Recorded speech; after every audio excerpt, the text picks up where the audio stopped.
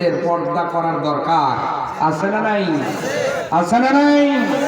পর্দা করার কারণে কি পর্দাটাই না করছে যে মারা যাবে এমন সময় স্বামীকে ওসিয়ত করে গেছে, স্বামী আমাকে রাত্রে বেলায় মাটি দিবেন, জানাজায় বেশি লোক দরকার নাই, কারণ লোক আসলে আমি মারা যাব, কাফনের অবস্থা উপর থেকেই লোকগুলো আইডিয়া করবে আমি খাটো ছিলাম না মিডিয়াম ছিলাম, আমার শরীর কেমন ছিল, এটাও পর্দার বরখেলাপ হবে। স্বামী আমাকে দিন কইবেন না, রাত্রিতেই মাটি দিয়ে। সুবহানাল্লাহ, এটা হলো পর্দা। অতএব ফাতেমার যারা গোষ্ঠী আছেন, আল্লাহ সকলকে পর্দা করার তৌফিক দান করুক।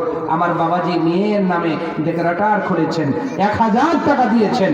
আল্লাহ পরিবারে শান্তি দাও, মেয়েদের মানুষ বানাও, হায়াত বৃদ্ধি করো।